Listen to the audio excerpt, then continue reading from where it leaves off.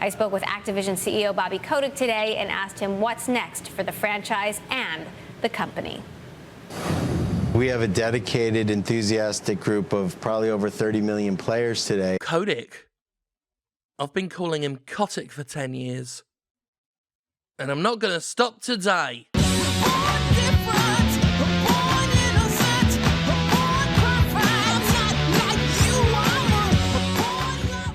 Bash 'em Boglins! Bash 'em and stuff comes out of them! Let's see if they work. This one doesn't work. Let's... out of the way. Bash 'em Boglins! This is going to be so great. This is going to get me to 1 million subscribers. Bah! Bah!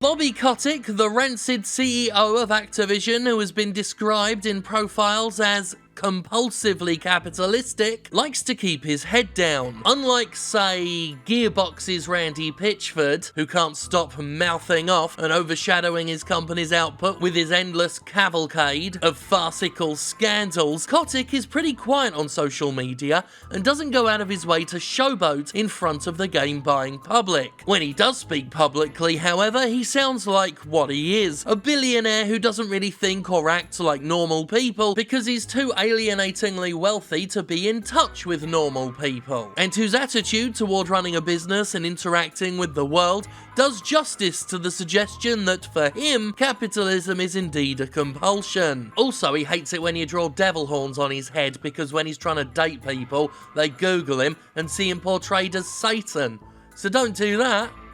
Never do that. Anyway, Bobby Kotick would like you to know that he's not going to let his political beliefs get in the way of selling products to you, the audience. He doesn't believe Activision is a platform for an executive's political views, and that he's just in the business of selling video games, which of course is a completely apolitical activity because video games have never been political at all. Oh, what? You think video games are political? Next you'll be telling me that RoboCop's political.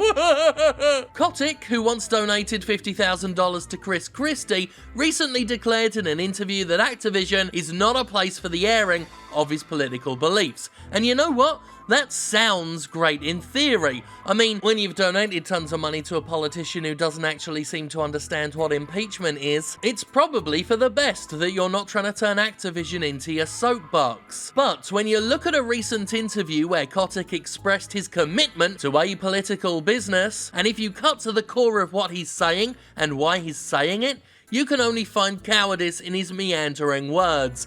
Cowardice and insincerity. It was at the CNBC Evolve conference where Activision's CEO took to the stage and received spongy soft questions about his history as an executive, the growth of his business, and why people so cruelly demonize him.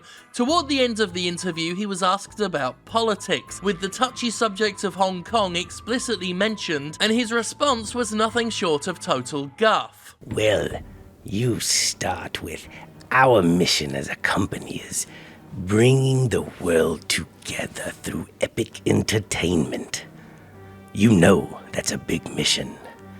It has some similarities to, let's say, a Facebook. But you know, we are not the operator of the world's town halls.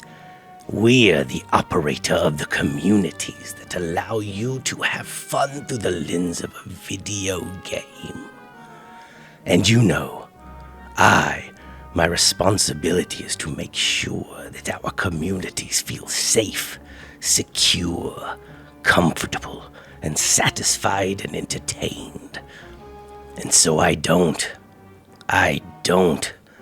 That doesn't convey to me the right to have a platform for a lot of political views, I don't think.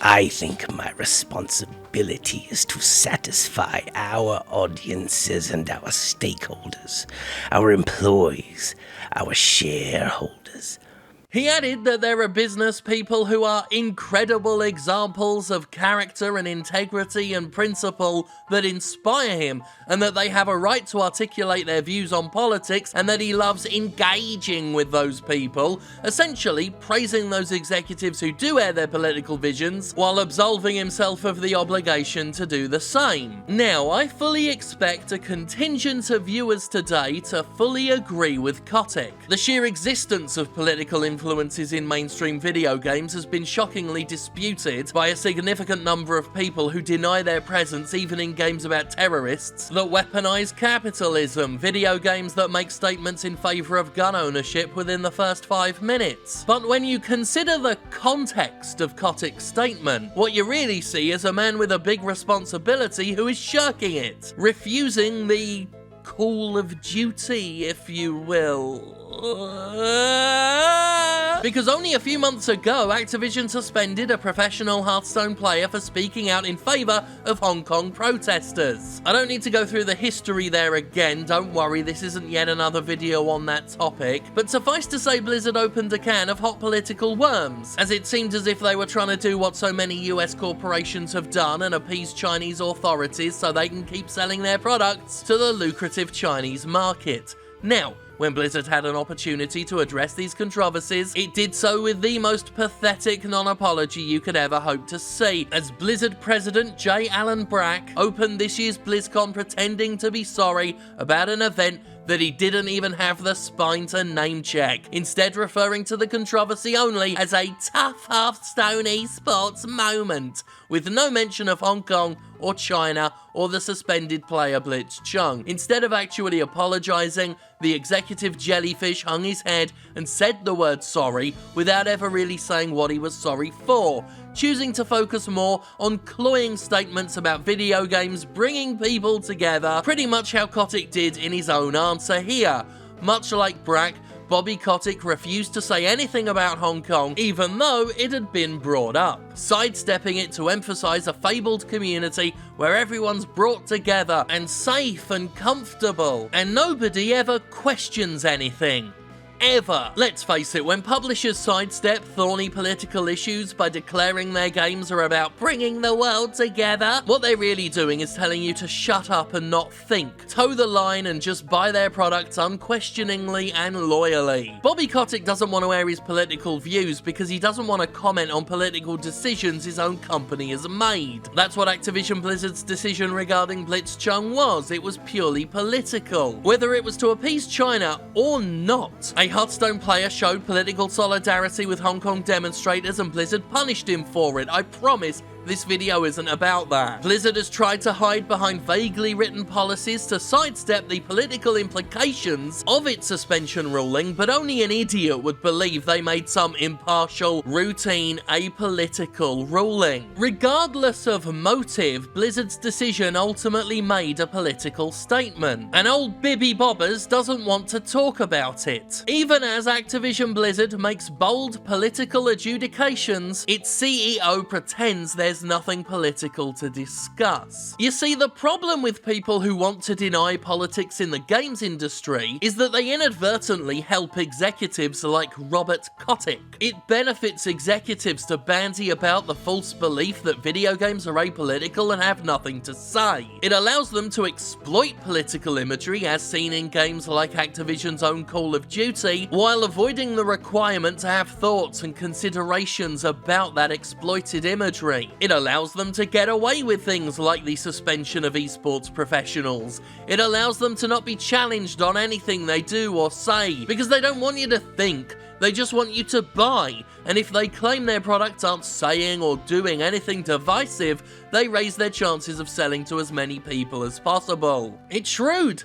Spineless, but shrewd. And as for Bobby Kotick, he'd really rather none of you think about politics, because you might look at him and start to question his own behaviours and status in the world. If you're not thinking about politics, you're not thinking about the fact that Bobby Kotick was recently criticised for pocketing $180.8 million thanks to what amounts to legalised insider trading. This was thanks to the announcement of a buyback program, which is when a company purchases its own shares. When a company announces a buyback, it's generally an indicator of the business doing well. After all, it has the money to buy its own shares back. It must be pretty damn successful. As a result of this, the company's perceived value shoots way up and share prices shoot up with it. Basically, if a company announces a buyback, its shares become more valuable, and when shares become more valuable, a CEO like Bobby Kotick can make hundreds of millions of dollars by selling theirs, which is what Kotick did. No less than a day after Activision announced its buyback initiative, Kotick sold almost 4 million shares to the tune of just over $180 million.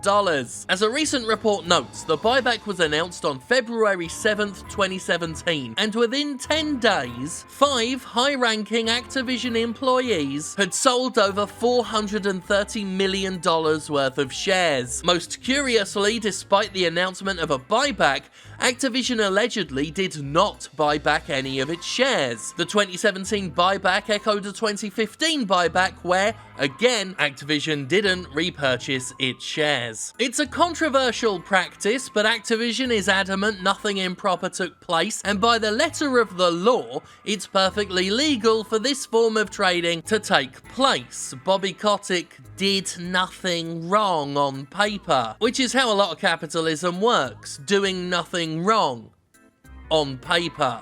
Not many people talked about this story within games media, probably because it's boring, and that is exactly why people like Kotick benefit from nobody thinking about those stuffy, unfun politics. Because otherwise you might look at this money-making scheme, and at a billionaire adding tens of millions of dollars to his personal finances, thanks to a buyback program in which his company bought nothing back, and you might think that all sounds like some shady bullshit. Fun fact, Electronic Arts CEO Andrew Wilson has also pocketed obscene amounts of money thanks to buyback initiatives. If you're not thinking about politics, you're less likely to care that Bobby Kotick also happens to be one of the country's most overpaid executives, ranking number 45 in a list of 100. With his yearly earnings of $28.6 million, the Lucifer-adjacent businessman earns 306 times more than the average Activision Blizzard worker. If you start questioning these companies, you might be tempted to ask what Kotick did to deserve earning over 300 times as much as his company's employees, or indeed what anyone does to deserve such a ludicrously inflated figure, especially when, during the period for which Kotick had earned that 28 mil, Activision share prices were falling, layoffs were happening, and the company had recently surrendered the Destiny license to Bungie. Fun fact, Electronic Arts CEO Andrew Wilson is also one of America's most overpaid CEOs. Oh, speaking of layoffs, heaven forfend we remember those 800 job losses at the beginning of the year. At the same time as Bobby Kotick boasted of record revenue, the company laid off hundreds of people after keeping them in the dark and worried about their job security for fucking months. Do you recall that? I fucking do. I've not forgotten it. Probably for the best that I remember it and you don't though, because if you think too deeply about it, you might be tempted to question an economic system where companies routinely jettison hundreds of workers, regardless of those companies' performances, because it's a quick and very short-term cost-cutting solution that is supposed to be seen as a business failure, but these days has become a regular industry standard practice. Kotick would hate for you to think too deeply about the job cuts, because you might think about the fact that corporations are expected to have infinite growth, something that is literally fucking impossible, and this unachievable aim of perpetually expanding money-making leads to routine layoffs as publishers try to outrun the inevitable grasp of reality. You might be tempted to think about things like unions, things that give workers more security and rights, and more power to challenge those in positions of authority. So let's not do that. Let's not think about it at all. Fun fact, Android Wilson is a fucking robot. Accumulate, accumulate, accumulate, accumulate, accumulate. Who cares about politics? Activision is about bringing the world together! And it certainly travelled this united world, considering it seems to operate out of Holland despite being a US company. Oh, and that'll be because there's a literal basement in Rotterdam that's designated as the headquarters of Activision's subsidiary company ATVCV.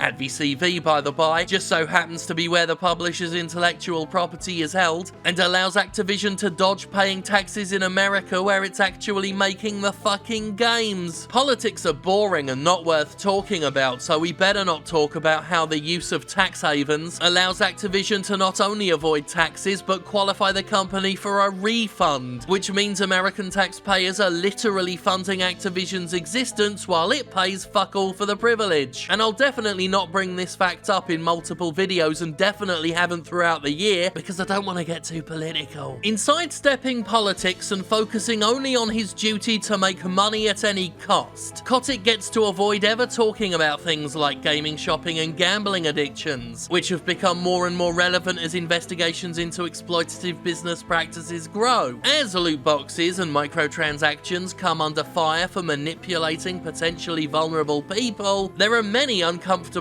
questions that demand answers from mainstream video game officials. But by convincing us he's not political and doesn't have the right to share an opinion, Kotick never has to face any of those questions. Not from us, at least. No company authority ever has to deal with the negative impact of their harmful business practices if they just repeat the saccharine line about video games bringing the world together. No answers, no responsibility, just placating platitudes from these craven mouthpieces. When people in the mainstream game industry say it's not their place to get political, that they don't put politics in their games, and otherwise present themselves as apolitical paragons of centrist virtue, they're saying things that sound neutral on the surface, but really do advocate for a political position. That position being the status quo, in which they get to continue making hundreds of millions of dollars without their right to those dollars being disputed. Executives don't want to say anything because they don't want anything to change. They like the status quo. In the world as it is right now, they get to continue being super rich billionaires. In that regard, Kotick is wise to keep his head down. I won't deny the smartness of the move, but it's nonetheless a move in which he abdicates any accountability, which is something mainstream game publishers try to do in every aspect of their business dealings. Cast off the albatross of direct responsibility so they can keep exploiting and profiteering and bullshitting without ever having to answer for any of it. And if they ever do get put in the hot seat, they can just vaguely refer to tough Hearthstone esports moments before navigating, deftly, the conversation back to sweet-sounding but completely hollow pledges of unity and togetherness. Anyway, Bobby Kotick should have more devil horns drawn on his noggin. Today's video is the last normal Jimquisition of the year, and I do hope I picked an edifying topic for you. Next week is the Jimquisition Awards. It's going to be better than Jeff Keighley's show because we have no exclusives or prestige or guests or... Actually, it's starting to sound a bit worse, but we've got awards coming anyway. It's going to be really good. And then the week after, the final Jimquisition of the year will be the top 10 shittiest games of 2019. How exciting. And if you like the Jimquisition and would like to support it, we do have a Patreon that you can go on, patreon.com/Jimquisition. You can check that out if you want. And I do Twitch streaming too, twitch.tv/Jimquisition. And a podcast, Podquisition, which you can find. And another podcast, Boston's Favourite Son, which is shit. And also...